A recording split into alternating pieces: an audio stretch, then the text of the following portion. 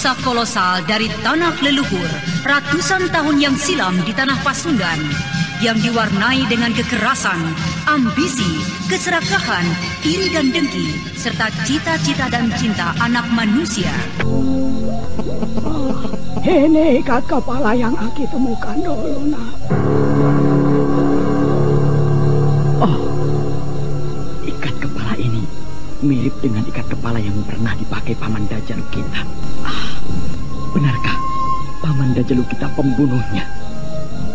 Kalau memang benar, jadi semua dalang dari rencana-rencana jahat ini adalah mereka. Ya, Nini Suripati dan Paman Dajalu kita. Rana Soka, kenapa kau diam? Apakah kau mengenal siapa pemilik ikat kepala itu? Tidak, Ki. Sayang sekali, peristiwa itu sudah cukup lama. Rasanya sulit kalau sampai sekarang Aki masih mau mencari pembunuh itu, Ki. Oh, tidak, nak. Untuk apa Aki mencari pembunuh itu? Apa yang Aki andalkan? Aki menyimpan ikat kepala itu hanya ingin tahu siapa pemiliknya. Ya, sulit memang untuk mengetahui sesuatu yang sudah terjadi cukup lama. Aki sudah rela menerima nasib yang seperti ini, dan mungkin ini semua sudah menjadi suratan yang maha agung. Iya, Ki. Yang penting sekarang bagaimana kita, Ki? Apakah kita sanggup atau tidak menerima cobaan ini? Semua toh yang mengatur yang maha agung, Ki. Oh, iya. Ngomong-ngomong, kau sebenarnya tinggal di desa mana, nak? Saya masih tinggal di desa Kertasari, Ki. Oh, jadi kau masih tinggal di desa itu? Iya. Desa itu dulu mempunyai banyak kenangan untuk Aki dan juga adik Aki. Iya, hanya sekarang semua itu tinggal kenangan saja. Aki pikir sejak peristiwa terbunuhnya adik Aki itu, ayahmu sudah pindah ke desa lain. Sekarang ibumu sendiri bagaimana? Apakah masih ada? Ada, Ki. Tapi ibu saya seolah-olah tidak pernah mau peduli dengan anak-anaknya. Kami berdua seperti bukan anak kandungnya saja, Ki. Ibu tidak mau peduli apa yang tengah kami lakukan. Oh. Ibu lebih mementingkan kesenangannya sendiri, Ki. Ya. Semuanya berubah setelah ayah kami meninggal. Oh, kasihan sekali kalian. Ya, untungnya kami bukanlah anak-anak yang mudah putus asa dengan keadaan, Ki. Kami berdua berusaha menerima kenyataan ini, sekalipun terasa pahit sekali. Syukurlah kalau kau dan adikmu itu bisa menerima kenyataan pahit ini. Karena segala sesuatu memang harus dilandasi dengan ketabahan dan kesabaran. Lalu apakah kau sudah pikirkan benar untuk menjadi murid Nyai Kembang Hitam? Apalagi yang harus saya pikirkan, Ki? Keadaan kami berdua sekarang sedang terjepit. Lagi pula, apalagi yang harus saya ragukan? Nyai Kembang Hitam orang hebat. Tidak ada salahnya kalau saya menuntut ilmu padanya, Ki. Ya, kalau mau dilihat dari kehebatannya, Nyai Kembang Hitam memang orang yang mumpuni. Benar, Ki. Tapi apakah kau tidak merasakan kekejamannya? Sungguh mengerikan sekali tadi. Hanya sekali tebas saja, beberapa orang musuhnya tadi roboh. Dan yang membuat Aki takut melihat kejadian itu, pedang itu seolah-olah menyedot tubuh dari para korbannya. Mayat-mayat itu meleleh dengan sangat mengerikan. Untunglah warga desa ini tidak ada yang melihat peristiwa tadi. Seandainya ada yang menyaksikan, Aki-aki, mereka semua pasti menjerit ketakutan. Ya, pedang itu kelihatan sebuah pedang pusaka yang hebat, Ki. Sepertinya pedang itu mempunyai pengaruh yang sangat luar biasa. Tapi biar bagaimana rasanya, saya tidak bisa pergi tempat ini, Ki. Saya memang sedang butuh perlindungan Nyai Kembang Hitam. Ya, itu terserah kamu. Kalau memang ingin tetap menjadi murid Nyai Kembang Hitam, hanya pesan Aki ya, tuntutlah yang baik-baik saja dari Nyai Kembang Hitam itu. Jangan sampai hal yang jahat pun kau tuntut juga. Biar kuatnya sampai manapun kejahatan itu, pasti suatu saat akan hancur. Iya, Ki. Tapi ingat, Sebaliknya kebaikan akan terus hidup dan dikenang di sepanjang masa. Terima kasih Ki atas nasihat Aki. Saya akan mengingat selalu nasihat Aki. Aku juga mendoakan agar semua masalah yang sedang kau hadapi ini akan segera berakhir. Iya Ki. Setelah beberapa saat keduanya berbicara, Aki Jambe pun segera bangkit dari tempat duduknya. Tapi ia belum mau melangkah ke pondoknya. Aki Jambe masih memandang wajah Kelana Soga. Ia sepertinya masih mengenang orang yang pernah dikenalnya. Dan kenangan itu seolah-olah tidak pernah sirna dari ingatannya. Oh, anak ini wajahnya tidak jauh berbeda dengan wajah almarhum ayahnya. Ia pun nampak baik. Kalau saja Uun Kurniasih tidak mengalami nasib yang buruk, mungkin ia kini akan hidup tentram bersama Soka Tunggal. Soka Tunggal. Ki, Aki melamun? Masih ada yang Aki pikirkan? Tidak. Aki hanya ingin memberikan ini padamu. Peganglah ikat kepala ini. Iya. Rasa-rasanya kalau Aki yang memegangnya percuma juga.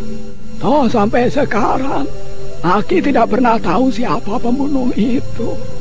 Simpanlah ini nak. Barangkali kau nanti yang bisa menemukan siapa pemilik dari ikat kepala ini. Apakah Aki sudah tidak ingin menyimpan ikat kepala ini? Oh tidak. Sekarang untuk apa lagi aku simpan? Semuanya toh sudah berlalu. Peganglah olehmu nak. Iya, baiklah Ki. Saya akan menyimpan ikat kepala ini. Barangkali suatu saat saya bisa mengetahui siapa pemiliknya. Nak Kelana. Iya. Aki tinggal dulu ya. Aku merasa bersalah pada Nyai Kembang Hitam. Aku telah mengecewakannya. Kenapa aku jadi tidak mampu melawan orang itu? Aku bingung, Wiatsi.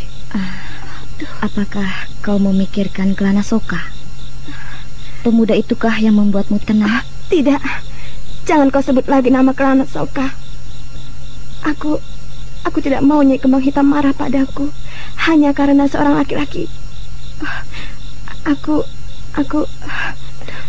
Aku tidak pernah memikirkan laki-laki itu, Yatsi. Kau jangan berdusta, Ningrum. Aku melihat sesuatu dari pancaran wajahmu dan juga cara bicaramu. Jujur saja, apakah kau menyintai Kelana Soka? Yatsi, jangan keras-keras. Nanti Nyai Kembang Hitam mendengar dan kau pasti akan kena hukuman lagi. Kau keterlaluan, Yatsi. Kenapa kau katakan bahwa aku menyintai Kelana Soka? Loh, aku tidak menuduhmu kau menyintai Kelana Soka. Aku hanya bertanya, apakah kau menyintai dia? Kalau memang tidak, kau tidak perlu marah, Ningrum. Habis kau keterlaluan. Aku tidak tenang karena aku sedang memikirkan sesuatu, bukan memikirkan dia. Baiklah, aku minta maaf. Ya, dulu pun aku pernah berbuat kesalahan seperti yang kau alami sekarang. Tentunya kau pun masih ingat dengan Riswara, bukan? Iya. Tapi aku jujur dalam hal ini. Aku mengakui bahwa aku menyintai Riswara. Semua itu akhirnya berakhir dalam kesendirian lagi. Aku hanya menyarankan kau, Ningrum, kalau kau memang sedang terpikat oleh seseorang, entah itu siapa, usahakanlah agar kau bisa menahan hatimu. Jangan sekali-kali kau mencoba untuk membuat kesalahan. Iya, aku paham. Di perguruan ini kita memang tidak bisa berbuat semau kita. Kita dibatasi oleh peraturan yang ketat. Menyintai seorang atau mempunyai kekasih sudah merupakan pelanggaran yang paling berat. Entahlah, Wiyatsi, apakah aku sedang jatuh cinta atau tidak? Aku tidak tahu. Yang jelas tiba-tiba saja hatiku jadi bimbang menjadi murid Nyai Kembang Hitam. Aku ingin sekali merasakan kembali belayan dari seorang pria, seorang kekasih. Aku tidak tahu kenapa tiba-tiba aku jadi seperti ini. Wiyatsi, dulu memang aku membenci laki-laki. Aku rasa kau pun begitu. Tapi setelah aku pikirkan masak-masak, tidak selamanya kita harus membenci laki-laki, dan tidak selamanya kita harus sendiri. Sang Hyang Agung menciptakan makhluknya selalu berpasang-pasangan. Ada langit dan ada bumi. Ada siang dan juga ada malam. Begitu juga dengan kita, Wiyatsi. Apakah selamanya kita akan begini dan begini terus, Wiyatsi? Ningrum, aku mengerti. Tapi sebaiknya lupakan saja tentang laki-laki. Bukankah kau pun tahu, kita tidak bisa berbuat sesuai keinginan kita, apalagi menyintai seorang laki-laki. Aku masih ingat ketika kau memukulku dengan sebuah kayu sebanyak 50 kali, karena aku telah berbuat salah. Sejak itulah, aku merasa bahwa aku memang harus melupakan semua impianku tentang ingin menyintai laki-laki. Sekali lagi, lupakan saja, Ningrum. Kalau kau ingin hidup tenang dan tidak ingin menerima hukuman yang berat dari Nyai Kembang Hitam. Iya, aku memang harus melupakan semua impianku. Dan aku akan berusaha untuk tidak memimpikan seorang laki-laki. Memang menyakitkan, tapi kita mau bagaimana lagi, Ningrum? Ningrum hanya menunduk sedih. Ia tidak tahu harus bagaimana mengatasi perasaannya sendiri. Sementara itu Kelana Soka yang masih duduk di tempatnya semula, ia pun kelihatan termenung. Aku telah berbuat salah padanya, hingga dia dihukum oleh Nyai Kembang Hitam. Kasihan kau, Ningrum. Aku harus menemui dia sekarang. Aku mau tahu bagaimana keadaannya. Tapi apakah aku boleh menemuinya? Aku tidak mau tahu. Boleh atau tidak boleh, aku harus menemuinya. Dengan perasaan yang khawatir, Kelana Soka terus melangkah ke pondok di mana Ningrum dan Wiyatsi berada. Hatinya berdebar-debar. Ia khawatir akan diusir karena kesalahannya. Bagaimana seandainya Nyai Kembang Hitam tahu aku mendekati pondok kaum wanita? Apakah aku akan dihukumnya? Kenapa aku harus takut? Aku toh tidak ingin membuat masalah. Aku hanya ingin minta maaf atas kesalahanku dan ingin melihat bagaimana keadaannya. Nah, itu dia Ningrum. Dia bersama Wiyatsi. Wiyatsi, Kelana Soka kemari. Mau apa dia? Apakah dia belum mengerti kalau laki-laki tidak boleh datang dan berkunjung ke tempat wanita? Wiyatsi, Ningrum. Ningrum, bagaimana dengan tanganmu? Tidak apa-apa. Besok juga sudah sembuh. Syukurlah. Aku minta maaf, Ningrum. Aku telah membuat kau terluka dan dihukum. Minta maaf? Ya. Aku tidak pernah merasa bahwa kau telah berbuat salah padaku. Jangan begitu, Ningrum. Lupakanlah. Aku minta sekarang juga kau tinggalkan pondok ini. Jangan buat masalah lagi. Aku tidak mau Nyai Kembang Hitam nanti marah lagi padaku. Pergilah. Di sini pondok wanita. Laki-laki tidak pantas ada di sini. Ningrum, aku kemari tidak bermaksud buruk. Aku kemari hanya ingin bertemu kau, ingin melihat bagaimana keadaanmu, dan juga ingin minta maaf. Sudah kukatakan, tak ada yang perlu dimaafkan.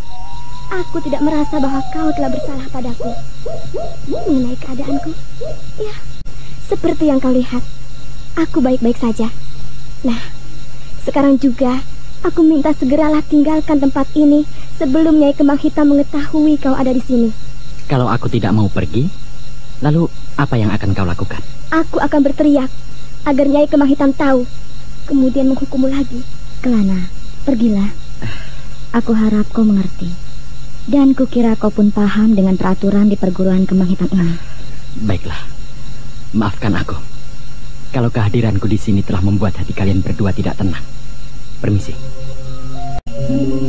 Kelana Soka, maafkanlah aku. Aku sebenarnya ingin sekali berbicara denganmu dan berkata bahwa aku memaafkanmu. Kelana Soka. Melihat Kelana Soka pergi dengan perasaan kecewa, Ningrum hanya bisa menundukkan kepalanya. Ia biarkan Kelana Soka pergi melangkah dengan gontai. Dan ketika ia tengadahkan kepalanya menatap kemana Kelana Soka melangkah, Wajahnya pun telah basah dengan air mata yang menetes. Kenapa kau menangis, Nini? Apakah kau kecewa dengan kata-katamu sendiri atau menyesal? Tidak. Aku tidak kecewa ataupun menyesal. Tapi apakah benar yang kulakukan tadi? Menerima kedatangannya dengan wajah yang sinis, sementara hatiku sangat bertentangan sekali dengan apa yang kukatakan. Ya, memang harus begitulah sikap kita. Sekalipun salah menurut kita, kalau memang hal itu harus kita lakukan, lalu kita harus bagaimana? Ningrum, rasanya sudah jelas sekali di mataku bahwa kau menyintai Kelana Soka. Aku ingin kejujuranmu. Iya, baiklah. Aku memang tidak perlu menyembunyikan perasaanku, sementara kau telah mengetahuinya. Iya, aku memang menyintai Kelana Soka karena aku pikir ia seorang laki-laki yang baik. Dan aku merasa ia sangat mirip sekali dengan laki-laki yang pernah kucintai. Tapi perasaanku malam ini tentang menyintai seorang laki-laki rasanya telah berakhir. Seperti yang telah aku katakan, bahwa aku melupakan semua impian-impianku dan berusaha untuk tidak bermimpi tentang seorang laki-laki. Ya, selama kita masih berada di perguruan ini dan masih ingin mengabdi pada Nyai Kembang Hitam, semua itu atau perasaan-perasaan tentang menyintai seorang laki-laki memang kita harus akhiri.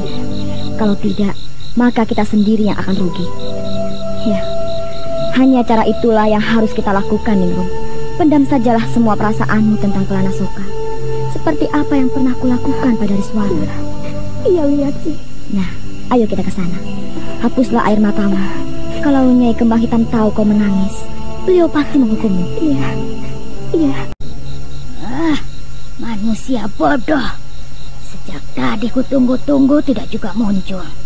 Aku paling tidak sabar menyelidiki sesuatu dengan waktu yang lama. Apakah hanya dengan melihat sekilas saja tidak bisa, goblok? Ugrawi!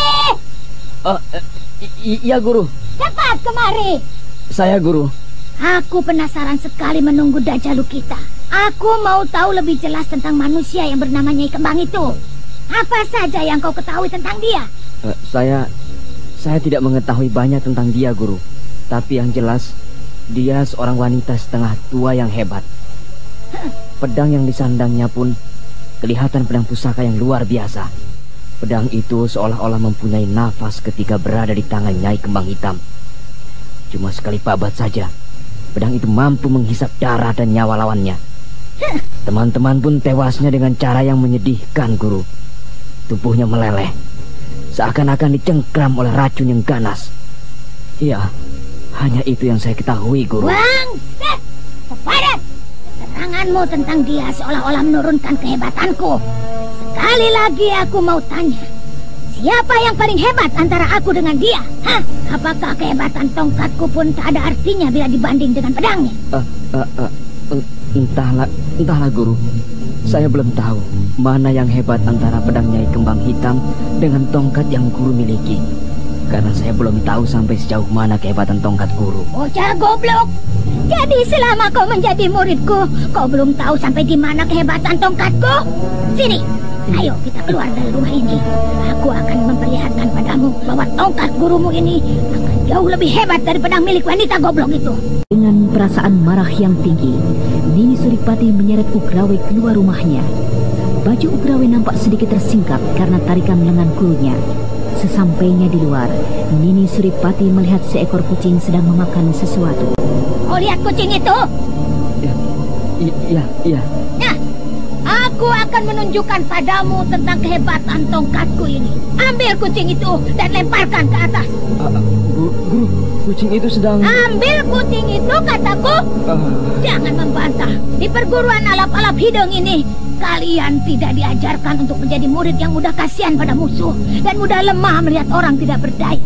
Lakukan apa yang kuperintahkan tadi. Cepat! Iya, Guru. Bagus.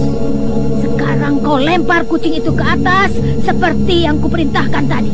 Lakukan, cepat. Iya, Guru. Kucing itu dilempar ke atas cukup tinggi oleh Ugrawe. Nini Suripati yang melihat kucing itu sudah berada di udara. Ia segera melompat sambil menghantamkan tongkatnya ke tubuh kucing itu. Terdengarlah jeritan kucing itu melengking dengan sangat mengerikan. Dan yang lebih menakutkan, tubuh kucing itu lenyap seketika. Seakan-akan daging dari tubuh kucing itu semburat kemana-mana. Yang tinggal pada tongkat Nini Suripati hanya darah kucing itu. Tapi setelah itu darah itu lenyap entah kemana. Nah, kau lihat tadi? Apakah kehebatan pedang Nyai Kembang Hitam mampu seperti itu? Seperti tongkat yang kumiliki ini? Hah? Iya Guru, ternyata tongkat Guru lebih hebat dari pedang itu. Saya yakin Guru mampu melawannya dan mampu membuatnya tak berdaya. Nini Suripati memang tidak ada tandingannya di wilayah Gunung Salak ini. Dan aku tak akan membiarkan siapapun yang berani jual laga di wilayah yang akan kukuasai, termasuk Nyai Kembang Hitam. Ya, kau telah membuat aku kecewa. Aku merasa dihina olehmu. Lihat saja nanti tubuhmu akan buat hancur seperti tubuh kucing itu. Guru, apakah Guru nanti akan melawan Nyai Kembang Hitam? Iya, aku akan membinasakan manusia semua. Aku akan mengadu jiwa dengannya. Kelihatannya kau meragukan kemampuanku, Grawe. Oh, tidak Guru. Saya percaya pada Guru bahwa Guru mampu membuatnya kalah. Guru, lihat, bukankah itu Ki Dajalukita? Nini. Kenapa kau Daja? Nini. Kemana 3 orang anak buahmu itu? Lebih baik kita bicara di dalam saja, Nini. Nanti akan kujelaskan di sana. Nini Suripati dan Ugrawe mengikuti langkah Ki Jayalukita yang melangkah ke dalam. Nini Suripati kelihatan penasaran melihat Ki Jayalukita muncul dengan wajah yang ketakutan. Setelah sampai di ruangan dalam, Ki Jaya langsung duduk di sebuah bangku dengan lelahnya. Ternyata benar apa yang dikatakan Ugrawe dan Bajul. Nyai Kembang Hitam memang orang yang hebat. Hampir saja tadi aku menjadi korban dari keganasan pedangnya, Nini. Aku merasa tidak sanggup. Iya, bodoh sekali kau Daja. Bukankah tadi kau bilang bahwa kau hanya ingin menyelidiki saja? Tapi kenapa kau katakan bahwa kau tidak mampu melawannya? Apakah kau memang sengaja ingin mendahuluiku untuk melawannya? Bukan, Nini. Bukan, sungguh Nini. Saya semula memang ingin menyelidikinya saja dengan mengintai dari sebuah pohon, Nini. Tapi ketika saya tengah mengintai Nyai Kembang Hitam dan orang-orangnya, salah seorang muridnya telah mengetahui tempat persembunyian saya, Nini. Goblok, kau tahu dengan kalahnya. Kau menghadapi wanita itu sama saja menjatuhkan martabatku, harga diriku. Sudah berapa orang dari pihakku tak mampu melawan Nyai Kembang Hitam? Apakah ini tidak memalukan? Tadi kau bilang salah seorang muridnya. Apakah orang-orang yang dibawanya adalah murid-muridnya, Daja? Iya, Nini. Nyai Kembang Hitam datang ke desa itu bersama murid-muridnya, Nini. Ternyata dia seorang guru juga.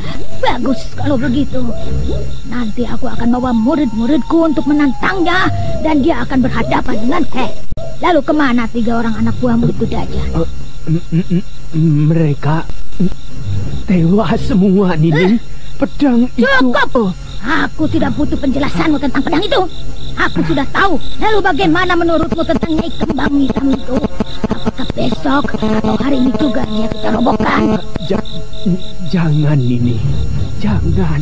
Kita harus mempunyai persiapan yang matang. Kita jangan sembarangan, Nini. Kalau Nini Mungkin aku percaya Nini sanggup melawannya. Tapi murid-murid Nini, kepandaiannya murid-murid Nini sangat jauh berbeda dengan murid-muridnya Nyai Kembang Hitam.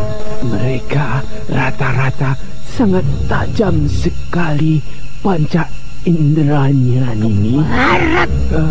Aku sebenarnya sangat penasaran sekali, Daja. Aku mau tahu sampai di mana kehebatannya dan kehebatan murid-muridnya. Menurutmu aku harus bagaimana? Menurutku nanti kita bicarakan lagi masalah Nyai Kembang Hitam ini lebih jauh, Nini. Kita harus mempunyai persiapan yang baik untuk mengusirnya atau melumpuhkannya kalau perlu. Dan masalah Nini mau mengetahui siapa Nyai Kembang Hitam itu. Besok malam kita bisa menyelidikinya kembali, Nini. Baiklah. Untuk malam ini aku berusaha bisa menahan amarahku. Tapi nanti siapa Nyai Kembang Hitam dan bagaimana kemampuannya, maka ia akan kubinasakan. Aku memang tak akan bisa tenang selama manusia yang bernama Nyai Kembang Hitam itu masih bercokol di wilayahku. Dia harus segera disingkirkan. Dengan menekankan tongkatnya ke lantai, Nini Surati melangkah masuk ke dalam kamar khususnya. Sementara Ki Jaya Lukita sendiri masih duduk dalam keadaan letih. Apakah karena peraturan itu Ningrum bersikap demikian? Peraturan macam apa ini? Aku kecewa sekali dengan Ningrum. Maksud kedatanganku padahal hanya ingin minta maaf, tidak lebih dari itu. Tapi ia telah mengecewakan aku. Ya, aku kecewa sekali. Apa sebenarnya yang diinginkan oleh Nyai Kembang Hitam hingga ia tega membuat peraturan yang tidak masuk di akal? Bukankah hal yang lumrah kalau seorang wanita berbicara dengan lawan jenisnya, apalagi tidak melakukan hal-hal yang tercela? Aku tidak bisa terkurung oleh peraturan-peraturan yang seperti ini. Aku harus segera meninggalkan perguruan Kembang Hitam, apapun resikonya. Mengenai Warakinanti, biarlah ia berada di sini. Yang penting, ia sudah mendapatkan tempat yang tenang. Rasanya aku tidak bisa menerima peraturan yang aneh ini. Apakah karena Nyai Kembang Hitam pernah terluka, lantas ia ingin memberikan sugesti pada setiap kaumnya? Kalau memang demikian, ini sama saja melampiaskan kekecewaannya pada orang lain. Mempunyai pikiran macam apa sebenarnya Nyai Kembang Hitam itu? Haruskah aku bicara pada Warakinanti tentang rencanaku meninggalkan perguruan ini? Seandainya aku tidak bicara padanya, mungkin ia akan kehilangan dan ia pasti akan mencariku. Lebih baik aku memang harus bicara padanya. Aku kasihan kalau sampai terjadi apa-apa terhadapnya. Kakang Kelana? Warakinanti. Kelihatannya Kakang termenung. Apakah Kakang sudah melihat bagaimana keadaan Ningrum? Sudah, ia baik-baik saja. Kenapa? Tidak, Kakang. Seharusnya tadi Kakang mengerti kalau di perguruan ini wanita tidak boleh berdua di tempat yang sepi bersama seorang laki-laki, Kakang. Aku tahu Kakang tidak bermaksud apa-apa, apalagi untuk berbuat yang tidak. Tapi seharusnya Kakang pahami peraturan itu, Kakang. Aku sangat memahami peraturan itu. Tetapi setidak-tidaknya Nyai Kembang pun harus mengerti perasaan murid-muridnya, Wara. Peraturan macam apa ini? Jangan bicara keras-keras. Nanti Nyai Kembang mendengarnya, Kakang. Aku tidak peduli. Belum lama aku tinggal di sini, tapi tiba-tiba aku jadi muak. Aku merasa terkekang sekali, Wara. Wara, aku ingin bicara sesuatu padamu. Aku harap kau mengerti. Bicaralah, Kakang. Barangkali Kakang mempunyai sebuah ganjaran di hati Kakang. Baik, aku akan bicara, tapi aku harap kau mengerti, Wara. Aku berniat meninggalkan kau sendiri perguruan ini, Wara. Maksud Kakang? Ya, aku akan pergi. Untukku sebagai seorang laki-laki, merasa tidak cocok tinggal di perguruan kembang hitam ini, Wara. Seperti yang kukatakan bahwa aku merasa terkekang. Lalu, Kakang akan pergi kemana? Aku ingin berpetualang saja, Wara. Sebenarnya selama ini yang kupikirkan hanyalah keselamatanmu. Tapi karena sekarang kupikir kau telah mendapatkan tempat perlindungan yang baik, maka tak ada salahnya kalau aku pergi. Aku harap kau mengerti, Wara. Begitu tegakah Kakang meninggalkan aku sendiri ya? Di tempat ini, aku tak ada tempat untuk mengadu Kakang. Selain pada Kakang. Kalau Kakang pergi, lantas aku akan mengadu pada siapa untuk melepas kesedihanku, Kakang? Dan aku akan menjadi sebatang kara. Kau tak akan sebatang kara, Wara. Di perguruan kembang hitam ini, bukan hanya kau dan aku, tetapi banyak yang lain. Dan aku lihat banyak sekali murid-murid wanita yang bisa kau jadikan kawan akrabmu, seperti Ningrum atau Yatse. Aku mengerti, Kakang. Tapi keadaanku tak berbeda dengan Kakang. Kalau Kakang merasa bahwa aku sudah mendapat tempat perlindungan yang baik, lantas Kakang sendiri bagaimana? Aku tidak tega melihat Kakang nanti dikejar-kejar oleh mereka. Mereka pasti akan mencari kita, Kakang. Di tempat ini saja kita masih dikejar-kejar, apalagi di tempat lain. Aku tidak akan berada di wilayah ini, Wara, atau dekat dengan kaki Gunung Salak ini. Tetapi aku akan pergi jauh, mungkin jauh sekali. Aku ingin menuntut ilmu lebih dalam lagi. Seandainya berhasil, baru aku akan kembali. Wara, kau mau mengertikan dengan maksudku ini? Baiklah, kalau Kakang masih bersikeras untuk pergi juga. Tapi aku minta, jangan hari ini atau besok, Kakang. Aku minta, lusa kau baru pergi. Dan permintaanku yang kedua, aku minta Kakang menemaniku ke rumah ibu. Aku ingin sekali bertemu ibu. Pulang ke rumah ibu maksudmu? Iya, Kakang. Kenapa? Tidak, Wara. Tidak. Rasanya berat sekali kalau aku harus bertemu dengan ibu. Aku tidak bisa bertemu dengannya, Wara. Aku sudah terlalu sakit menerima perlakuannya. Kalau Kakang merasa berat untuk mengantarkan aku, dengan alasan Kakang tidak ingin bertemu dengannya, aku juga tidak bisa membiarkan Kakang meninggalkan aku. Aku tidak setuju kalau Kakang pergi. Wara Kinanti, kenapa kau harus bersikap demikian, Wara? Kakang sendiri bagaimana? Apakah Kakang pun tidak bersikap begitu? Aku tahu Kakang membenci ibu, tapi Kakang harus mengerti. Biar bagaimanapun keadaan ibu, ia tetaplah ibu kita, Kakang. Sekalipun dia tidak mau memperhatikan kita? Iya, sekalipun beliau tidak mau memperhatikan kita. Gila. Apanya yang gila? Justru anaknya yang gila. Kalau ia tidak mau menghormati ibu kandungnya sendiri. Kita tak akan lahir tanpa ibu, Kakang. Dan dia pula yang memberikan air susu, mempertaruhkan nyawa ketika melahirkan kita. Lalu kenapa kita tidak mau menghormatinya sedikit pun, Kakang? Kenapa, Kakang? Apakah karena ia telah mengacukan kita, tidak mau memperhatikan kita, atau karena menduga bahwa ibulah yang mendalangi kematian ayah? Begitu, Kakang. Aku tetap akan tak setuju kalau Kakang tidak mau menemani aku untuk menemui ibu. Baik, Wara. Aku mau menemani. Tapi bagaimana kalau kehadiran kita di rumah ibu nanti tidak diperdulikannya? Bagaimana, Wara? Kalau kenyataannya begitu, barulah kita segera pergi. Sebaiknya Kakang jangan dulu berprasangka yang tidak-tidak. Lalu, bagaimana caranya Kakang meninggalkan perguruan ini? Apakah Kakang akan bicara pada Nyai Kembang Hitam, atau Kakang akan sembunyi-sembunyi? Mungkin aku akan pergi secara sembunyi-sembunyi, Wara. Kalau secara terang-terangan, kalau secara terang-terangan aku bicara padanya, aku rasa tak diizinkan, Wara. Di perguruan ini bukan hanya wanita saja yang terikat, tapi laki-lakinya pun demikian. Dan menurut pengamatanku selama ini, di perguruan kembang hitam ini, laki-laki seolah-olah tidak mempunyai banyak arti, kecuali hanya sebagai pelengkap, Wara. Kalau nanti mereka tahu Kakang pergi secara sembunyi-sembunyi, kemudian Kakang dikejarnya, bukankah itu sama saja Kakang menjadi pelarian untuk yang kedua kalinya? Biarlah. Sekalipun aku akan menjadi pelarian dari perguruan kembang hitam, aku percaya orang-orang kembang hitam tak akan sesadis orang-orang Nini Suripati. Wara, ya, Kakang. Aku rasa sekarang sudah cukup.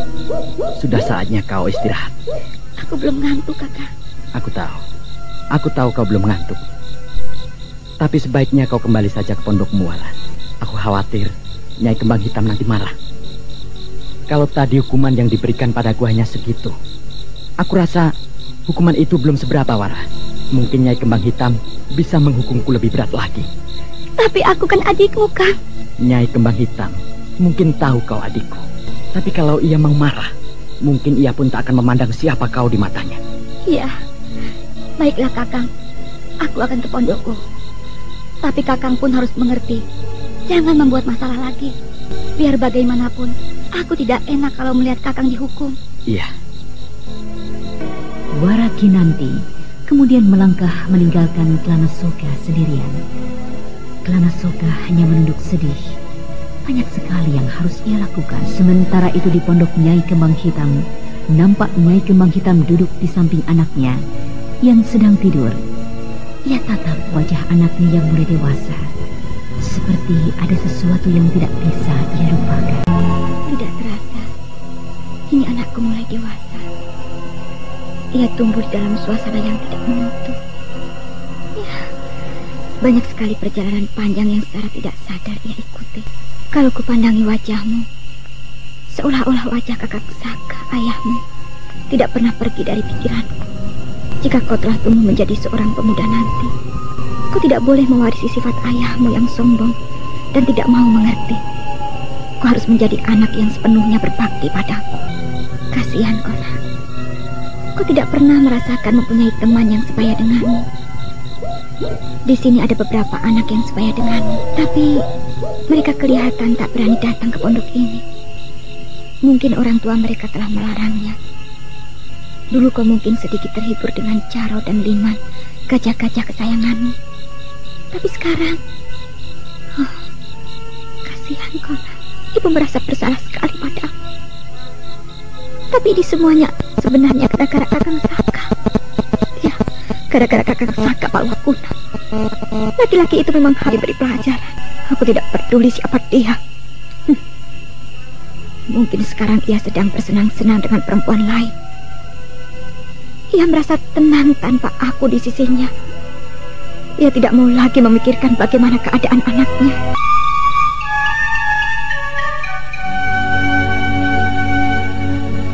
Kayan, anakku yang pertama dan yang sangat aku cintai.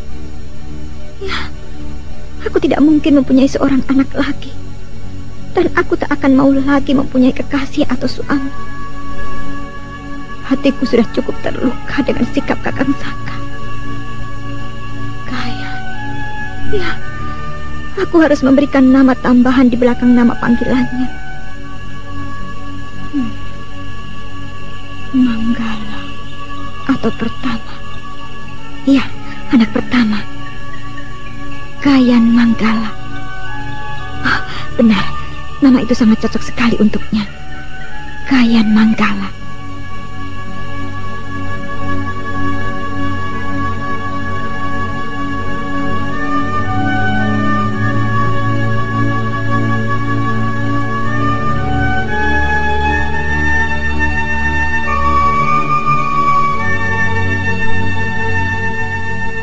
Anting Wulan atau Nyai Kembang Hitam tampak senang sekali setelah ia menemukan sebuah nama di samping nama depan anaknya.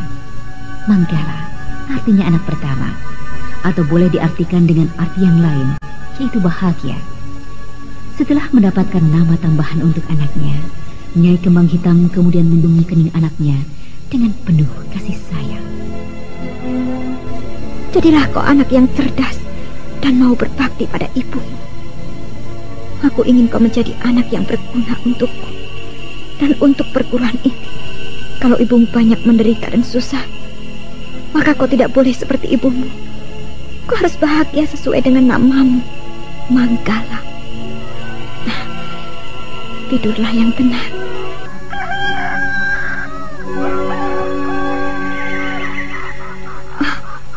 Sudah pagi. Mana Kayan? Siapa yang telah menutupi tubuhku dengan kain ini? Jangan-jangan ada orang yang telah masuk ke pondok ini. Kurang ajar. Aku tidak terima. Walaupun niatnya ingin berbuat baik padaku, aku rasa yang berbuat ini adalah seorang laki-laki. Lancang sekali perbuatannya.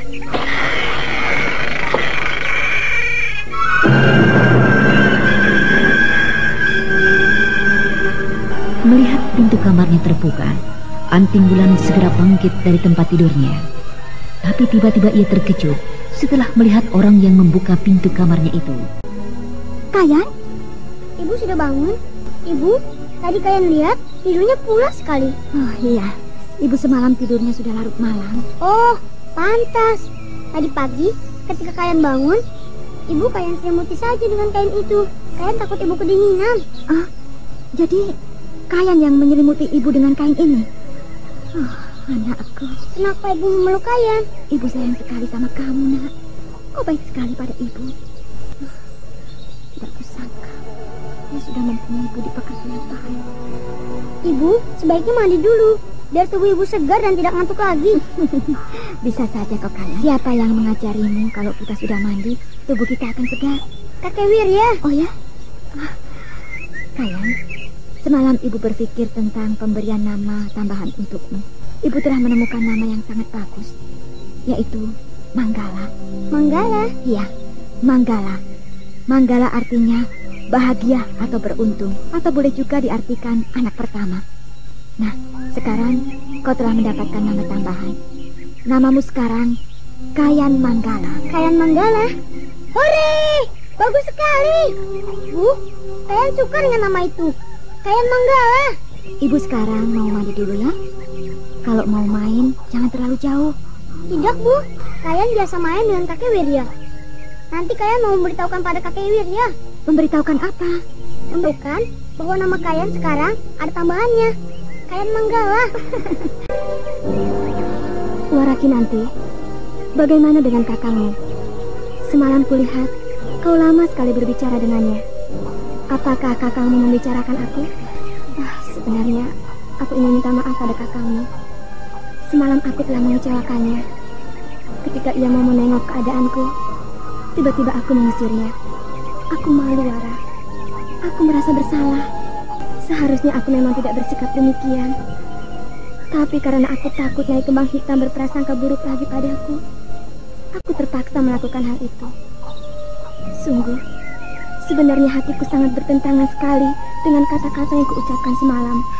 Ia hanya menyesali kenapa Nyai Kembang Hitam mempunyai peraturan yang seperti itu. Percayalah, kakangku tak akan pernah marah padamu. Ia mulai memahami dengan peraturan itu. Tapi aku malu, Wara. Sekarang aku memang tidak mungkin berbicara dengan kakangmu lagi.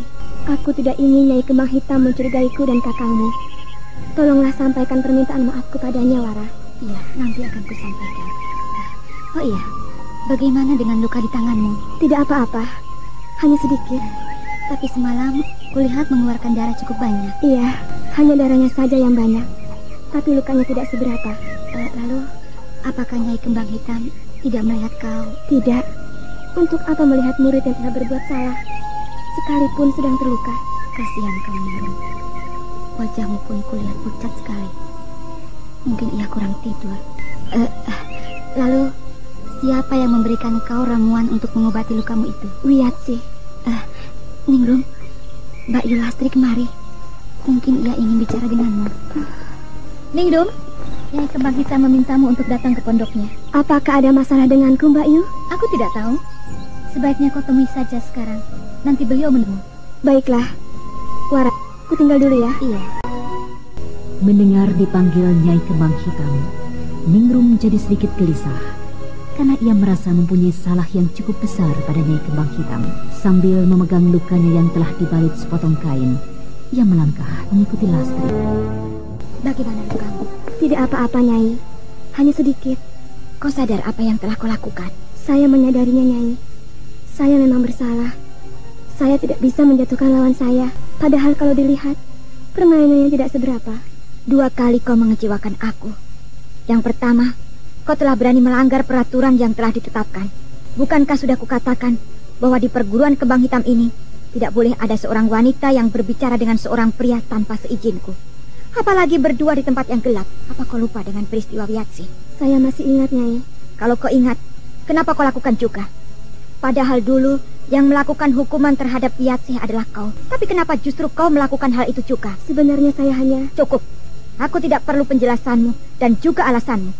Dan yang kedua, kenapa kau tidak mampu melawan laki-laki bodoh itu? Bukankah kau telah mempelajari ilmu kanuragan dariku cukup lama? Pikiran saya sedang tidak tenang, Nyai. Entah kenapa, tiba-tiba saya jadi begitu. Ini akibat kau mencintai laki-laki. Kau harus sadar, Ningrum. Kita adalah wanita yang sering disakiti oleh laki-laki. Jadi untuk apa mencintai seorang laki-laki? Jaga harga diri kita. Jangan sampai diinjak-injak. Sekarang, sudah saatnya kaum wanita tampil dengan tegar. Dan bisa menunjukkan pada laki-laki bahwa kita bisa seperti mereka. Bahkan lebih dari itu. Iya, Nyai. Ini peringatan terakhir untukmu. Tapi kalau kau masih juga melanggar peraturan ini, maka aku tak akan segan-segan menghukummu lebih berat lagi. Iya, Nyai. Lastri, kau panggilkan juga Warakinanti kemari. Aku Baik, mau Nyai. tahu siapa orang-orang yang mendatangi pondok kita ini sebenarnya. Baik, Nyai. Mulai hari ini, setelah lukamu sembuh, kau harus lebih dalam lagi mengulang pelajaran yang pernah kuberikan. Aku tidak mau murid-muridku jadi pengecut ataupun lemah. Sebenarnya semalam, kalau kau memasang panca indramu lebih tajam lagi, maka musuhmu itu dapat dengan mudah kau lumpuhkan. Iya, Nyai. Saya menyadarinya. Sekali lagi, saya minta maaf atas kesalahan saya. Ya sudah, kembalilah ke tempatmu. Dan tolong kau lihat anakku bersama Giwirya. Baik, Nyai. Nyai memanggil saya. Iya, duduklah. Aku mau tanya tentang orang-orang yang akhir-akhir ini mengintai pondok kita. Apakah semua yang datang kemari itu adalah musuh-musuhmu? Benar, Nyai. Mereka memang musuh-musuh saya. Mereka semua anak-anak buahnya Nini Suripati. Nini Suripati? Kenapa dia tidak datang langsung kemari untuk menangkapmu? Padahal aku telah memancingnya.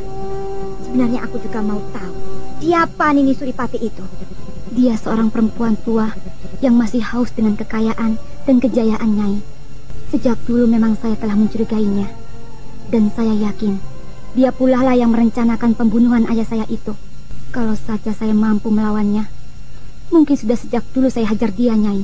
Lalu apakah olah nuragan yang kau pelajari itu kau terima dari Nini Suripati? Benar, Nyai. Kalau kau lihat jurus-jurus yang kau miliki cukup lumayan, artinya masih bisa menyamai beberapa murid-muridku. Nyai, saya sebenarnya masih khawatir dengan orang-orang Nini Suripati yang masih mencari saya. Jumlah murid-murid Nini Suripati sangat banyak jika dibandingkan dengan murid-murid Nyai. Nanti bagaimana seandainya mereka datang menyerbu pondok ini, Nyai? Bodoh. Kenapa kau takut? Selama kau berada di perguruan Kembang Hitam dan masih menjadi muridku, jangan sekali-sekali kau tunjukkan kepengecutanmu. Mengerti? Sekalipun jumlah murid-murid Nini Suripati lebih banyak dari murid-muridku, aku tidak khawatir dan tidak takut. Semua murid-muridku sudah mempunyai ilmu kanuragan yang cukup lumayan. Dan aku yakin mereka pasti mampu melawan atau menjatuhkan murid perempuan tua itu. Kau lihat saja nanti. Iya, mudah-mudahan saja murid-murid Nyai mampu melawan mereka. Ada satu lagi yang ingin saya katakan pada Nyai. Bicaralah. Kalau Nyai Kembang Hitam mengizinkan, besok lusa saya ingin mengunjungi orang tua saya. Maksud saya, ibu saya. Untuk apa kau menemui ibumu? Saya ingin melihat keadaannya, Nyai. Sudah beberapa pekan ini saya tidak pernah melihatnya karena dikejar-kejar oleh murid-murid Nini Suripati, Nyai. Lalu kalau kepergianmu diketahui oleh mereka, bagaimana? Saya yakin tidak, Nyai. Karena saya akan mengunjungi ibu saya pada tengah malam. Saya paham benar dengan keadaan murid-murid Nini Suripati. Seandainya kau kuizinkan, kau akan pergi dengan siapa? Saya akan pergi dengan kakang saya, Nyai. Nyai tidak perlu khawatir. Saya tidak kembali ke perguruan ini. Saya tetap ingin mengabdi pada Nyai untuk menjadi murid Nyai Kembang Hitam selamanya. Karena kau ingin menemui ibumu, kau kuizinkan pergi. Tapi ingat, aku tidak mau kau lama-lama di tempat ibumu. Ini peraturan. Siapapun orangnya, jika ia sudah menyatakan ingin menjadi murid Nyai Kembang Hitam, maka ia tidak dapat keluar dari perguruan ini tanpa seizinku. Saya mengerti, Nyai. Kalau begitu, kembalilah ke tempatnya. Apakah Nyai tidak khawatir dengan mereka berdua? Artinya, Nyai tidak mencurigai dia? Curiga? Apa yang harus aku curigai? Aku toh sudah tahu kalau Warakinanti dan Kelana Soka sedang jadi pelarian. Dan bukankah kita sudah lihat orang-orang yang mengejarnya? Bukan itu yang saya maksudkan, Nyai. Tapi bagaimana seandainya mereka tidak kembali lagi kemari? Seandainya mereka tidak kembali lagi kemari, mereka pasti akan menyesal. Apakah kau masih ingat dengan seorang kawanmu yang tewas secara misterius dulu? Masih ingat, Nyai. Nah, Seperti itulah akibatnya nanti. Kalau di antara murid-muridku mencoba membangkang dengan peraturanku atau mencoba menantangku. Menurut saya, bagaimana kalau Nyai mengutus salah seorang di antara kami untuk mengikuti kemana Warakinanti dan Klana Soka pergi? Baiklah, aku rasa itu usul yang baik. Kalau begitu, beritahu Yatsih agar dia besok lusa mengikuti kemana Warakinanti dan Klana Soka pergi. Baik, Nyai. Aku berada di desa Panungan ini, tapi aku belum pernah kemana-mana. Aku belum tahu bagaimana daerah ini yang sebenarnya. Kalau begitu, aku mau tahu desa ini dan juga desa lain yang berada tak jauh dari sini. Kemudian, Anting Wulan pun melangkah meninggalkan pondoknya. Memang, selama 3 hari berada di desa itu, ia belum pernah pergi kemana-mana. Ketika Anting Wulan melangkah, tiba-tiba terdengarlah suara seseorang memanggilnya. Ki Wirya, aku kira siapa? Ada apa, Ki? Nyai, saya ingin mengajak kalian ke punggung Gunung Salak itu. Katanya ia ingin sekali melihat-lihat suasana di sana. Iya, Bu. Kata kakek Jambe, di sana banyak sekali burung-burung yang berbulu indah. Kalian mau melihatnya, Bu? Kenapa harus ke punggung bukit itu? Di sana, di ujung desa ini pun banyak sekali burung-burung yang berwarna indah. Lebih baik jangan ke sana saja ya, Nak ya. Tidak mau, Bu. Kalian ingin sekali ke sana. Sebentar saja kok. Iya kan, Kek? Iya. Maafkan saya, Nyai. Saya sebenarnya juga keberatan, tapi karena saya merasa kasihan pada kalian, jadi bagaimana ya? Baiklah, tapi jangan sampai jauh-jauh, Ki. Ajak juga Lastri. Kalau ada apa-apa, dia bisa menjaganya. Baik, Nyai, baik. Hore, Ibu baik sekali. Kayan Manggala, ingat pesan Ibu ya. Jangan nakal kalau pergi dengan Ki Wirya dan Mbak Yulastri. Kasihan, beliau nanti pusing. Iya, Bu. Kalian akan mengingat pesan Ibu. Bagus, itu baru anak yang baik dan pintar. Ki Wirya, jagalah baik-baik kalian. Saya pun siang ini mau pergi sebentar.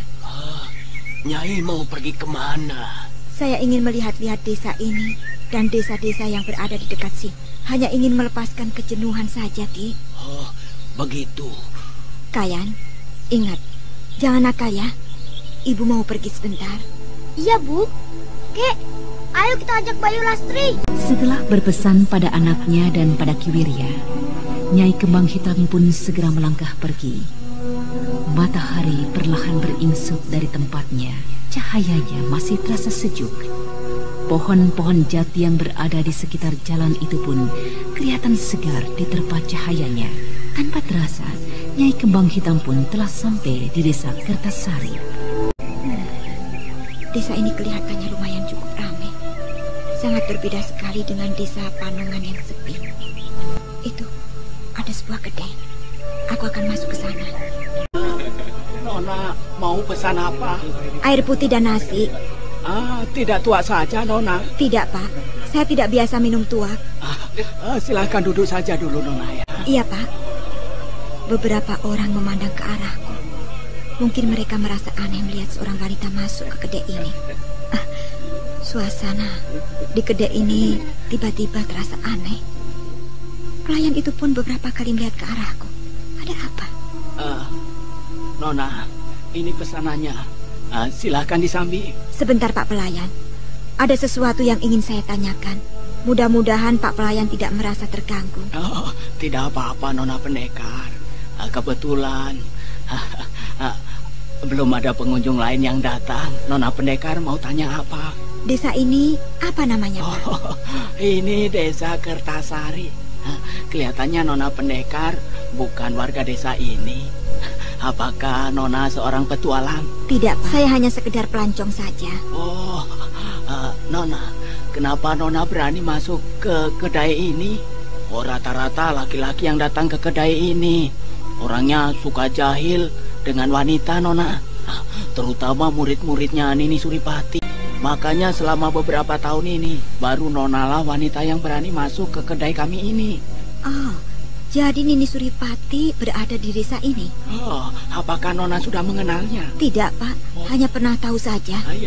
Apakah di antara para pengunjung ini, maksud saya, ada anak-anak muridnya Nini Suripati di sini? Oh, tidak ada. Biasanya mereka datang setelah Juragan Sumi Arum yang menguasai desa ini lewat. Kalau juragan wanita itu lewat, maka orang-orang yang berada di luar dan melihatnya, mereka harus menundukkan kepala untuk menghormatinya. Seandainya ada di antara mereka tidak menundukkan kepala, apa yang akan dilakukannya? Tentu saja tukang-tukang pukul Juragan Sumi Arum pasti akan memukulnya sampai orang itu minta ampun dan melakukan hormat dengan menundukkan kepala. Begitu berkuasanyakah orang itu, pelayan? Juragan Sumi Arum memang berkuasa di desa Kertasari ini. Tapi kelakuan yang aneh ini mulai berlaku sejak suaminya meninggal. Menurut dugaan kami, biang dari semua ini adalah Nini Suripati dan Ki Dajalukita. Ya, kami menduga Juragan Sumi Arum hanya diperalat saja. Padahal dulu ketika suaminya masih hidup, Nini Suripati dan Ki Dajalukita tidak berani macam-macam. Terima kasih, Pak, atas keterangannya. Iya, tapi Nona harus hati-hati. Jangan sampai penjelasan saya tadi Nona beritahu orang lain ya. Nanti bisa gawat. Saya pasti akan dicelakai mereka. Bapak tidak perlu takut. Saya bicara pada orang lain. Saya datang kemari hanya sendiri saja. Iya. Sepertinya ada sesuatu di luar sana, Pak. Itulah Juragan Sumi Arum, Nona. Kalau Nona mau lihat saja dari sini, jangan keluar. Apakah orang yang berada di dalam kereta kuda itu Juragan Sumi Arum yang Bapak maksudkan? Iya, Nona. Kelihatannya ramai sekali, Pak. Apakah ada sesuatu yang terjadi? Mungkin tukang-tukang pukul Juragan Sumi Arum sedang marah. Atau bisa jadi ada salah seorang warga desa tidak memberinya hormat. Gila hormat juga rupanya orang itu.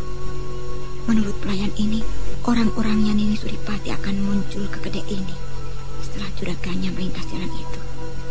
Akan kutunggu. Aku mau tahu sampai di mana kesombongan mereka. Nona Pendekar, sebaiknya Nona segera saja pergi dari sini. Bukannya saya mengusir, maaf. Saya khawatir nanti kalau Nona dijahati mereka. Bapak tidak perlu mengkhawatirkan saya. Saya bisa menjaga diri. Tapi kalau Nona berkelahi di sini, kedai ini pasti akan rusak. Sekali lagi saya mohon lebih baik Nona segera pergi dari sini. Karena sebentar lagi mereka pasti akan kemari. Kawan-kawan, lihat itu. Bukan main. Walaupun tua, tapi masih kelihatan muda. Cantik lagi. Apakah kalian tidak naksir melihatnya? Iya, benar. Ayo kita dekati.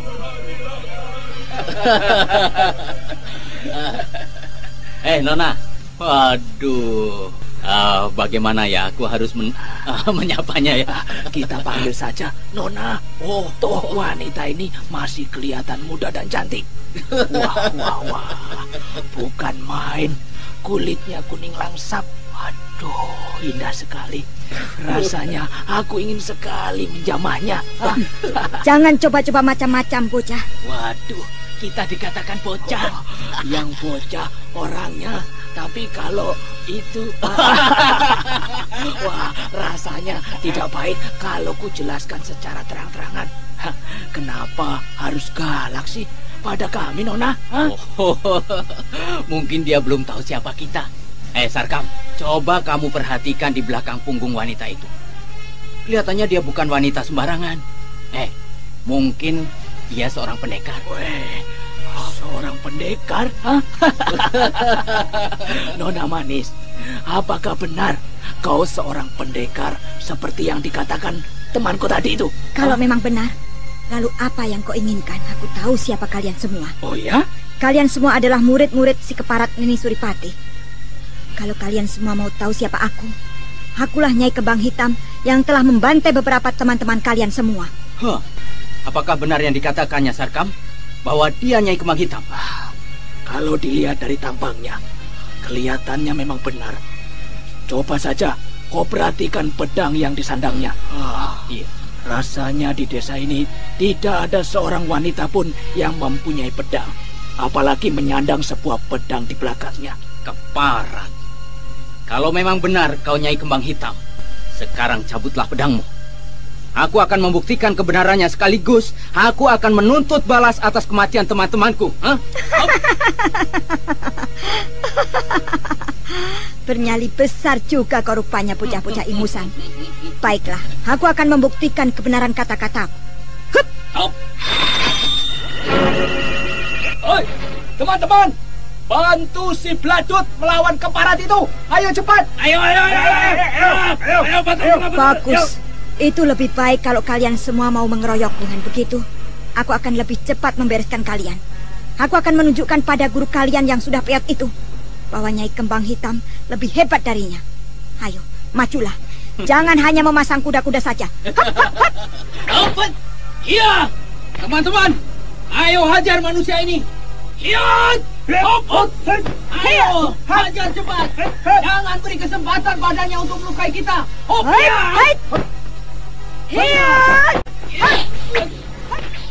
Tanpa memikirkan sampai sejauh mana kehebatan Nyai Kembang Hitam, murid-muridnya Nini Suripati menerjang bagaikan seekor binatang lapar.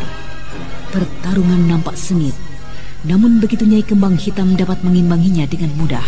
Sementara itu di sisi lain, rupanya pelayan kedai tadi tengah mengintip pertarungan itu.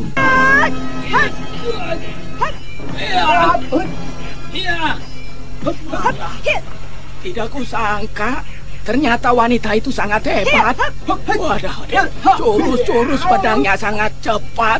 Waduh, dan terlihat indah sekali. Aku yakin dalam 2 jurus saja murid-muridnya Nini Suripati pasti akan tersungkur.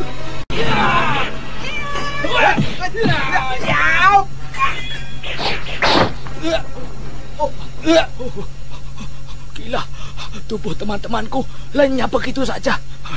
Aku harus segera lari dari sini. Aku tidak mau mati secara mengerikan begitu. Lari. Hei, jangan lari. Kali ini kau tak akan kubiarkan untuk pergi. Tunggu. Mengerikan sekali. Tubuh-tubuh itu hancur, kemudian menghilang begitu saja. Racun apa yang terdapat pada pedang yang dimiliki Nona Pendekar itu?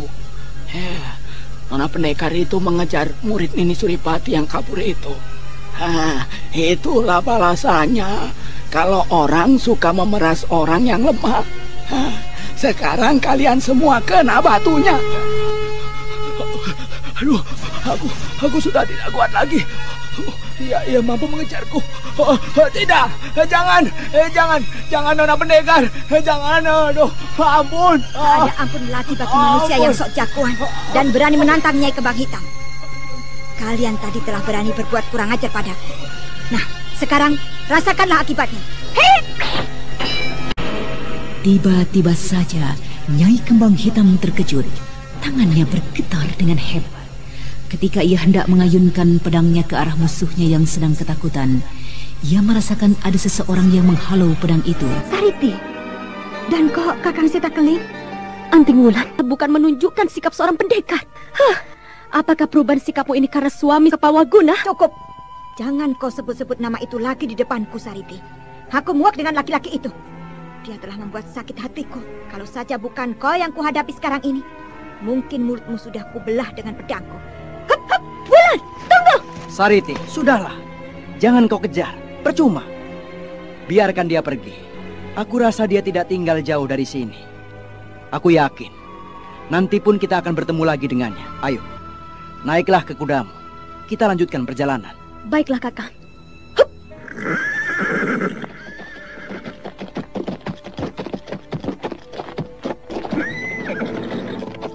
Kakang, aku jadi tidak habis pikir dengan sikap Anting Wulan sekarang. Kenapa ia jadi begitu?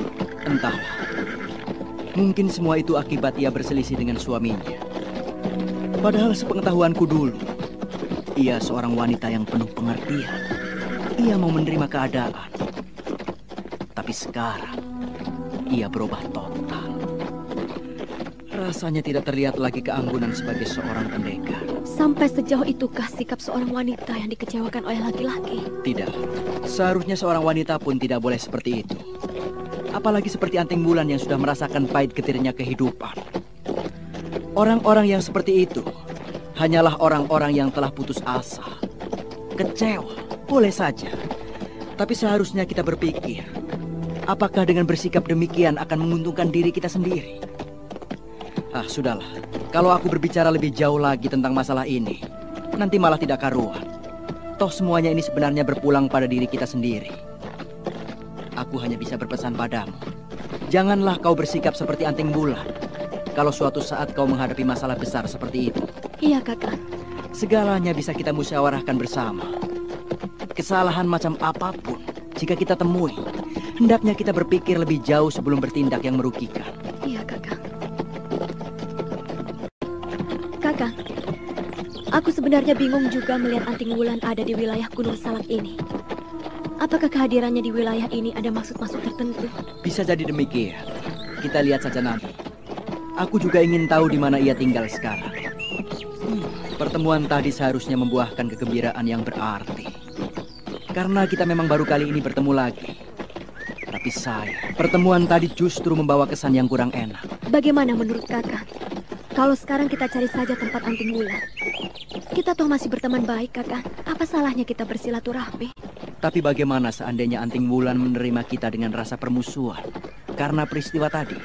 Kalau dia menerima kita seolah musuhnya, kita bisa meninggalkan tempat itu. Sebaiknya kita coba saja dulu, Kakak. Mungkin tadi dia hilaf dengan perbuatannya. Siapa tahu dia sekarang menyesalinya setelah bertemu dengan kita. Ya, benar juga. Lagi pula bukankah kita tadi tidak tahu apa sebenarnya masalah yang telah terjadi? Jadi Kakang setuju kalau kita mencari tempat Anting Wulan? Iya.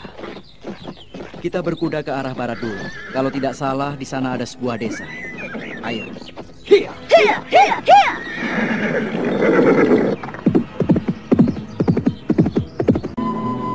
Kenapa Sariti dan Kakang Setakeling ada di daerah ini? Mau apa mereka kemari? Kehadiran mereka tadi membuatku terkejut.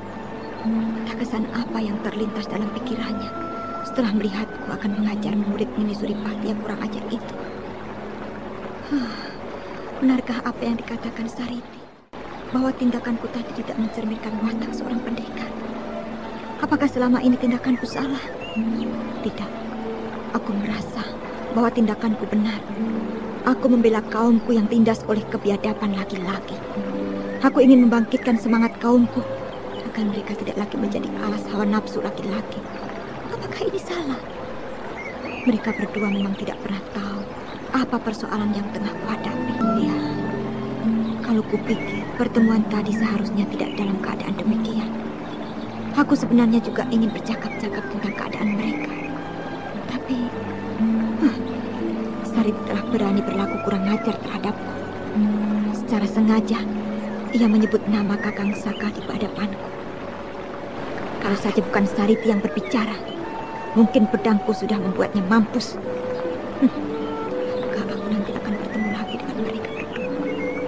Atas apa tindakanku nanti setelah ia mengetahui di mana tempat tinggalku? Haruskah aku bertindak kasar terhadapnya? Biar bagaimana, ia pernah menjadi kawan baikku. Aku bingung. Bagaimana aku harus bersikap? Segar sekali air terjun ini. Rasanya aku enggan sekali untuk ke pondokku. Sebaiknya aku melihat Kayan Manggala anakku. Mudah-mudahan ia masih berada di punggung Gunung Salak itu.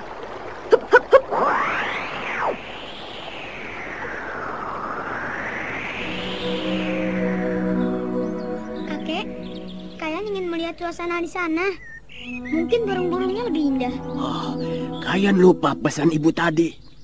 Kata ibumu jangan main-main terlalu jauh. Bukankah di sini cukup indah pemandangannya dan juga burung-burungnya? Cuma sebentar saja. Lagi pula tidak jauh kan? Tuh, cuma di sana. Ayolah. Aduh, sulit juga kalau tidak menuruti keinginan anak kecil. Tunggu sebentar. Bayu Lastri sedang ke sana. Tunggu Bayumu datang dulu. Sudah, biarkan saja Bayu Lastri. Nanti juga dia tahu orang cuma di sana saja kok. Kan dekat. Ayolah, Kek. Iya. Ayolah. Kek, lihat itu. Wah, kasihan sekali kera itu, Kek. Ekor induk kera sedang berkelahi melawan ular besar. celaka. Kera itu pasti kalah. Oh, mana di tubuh kera itu ada anaknya. Kasihan kalau tidak ditolong kera itu. Kek, cepat tolong kera itu. Kasihan anaknya. Kakek bingung. Kelihatannya sulit sekali menolong kera itu. Kakek harus panggil Bayu Lastri. Kayan rasa Bayu Lastri bisa membantunya. Kayan Manggala kelihatan repot sekali. Ia ingin sekali agar induk kera dan anaknya itu diselamatkan. Melihat Kayan Manggala berteriak-teriak seperti itu, Ki Wirya segera berlari mencari Lastri. Tapi entah kenapa, tiba-tiba saja ular itu luruh jatuh ke bawah. Ular itu tewas. Kera juga terjatuh ke bawah pohon itu. Apakah ia terkena patuk ular itu? Tanpa rasa takut, Kayan Manggala segera berlari ke arah kera itu yang juga ikut tersungkur ke bawah. Kayan Manggala kelihatan sedih sekali melihat induk kera itu terpatuk ular besar tadi. Perlahan ia raih anak kera yang masih mencengkram tubuh induknya. Kemudian ia dekap dengan penuh kasih sayang. Ibumu sudah tewas?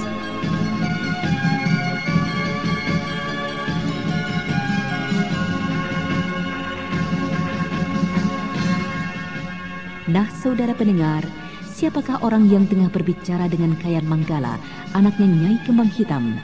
Dan bagaimanakah dengan Ki Wirya yang tengah memanggil Lastri? Untuk mengetahui jawabannya, ikutilah lanjutan kisah Babat Tanah Leluhur ini dalam episode ke-28 dengan judul Kabut Gunung Salak. Sampai jumpa.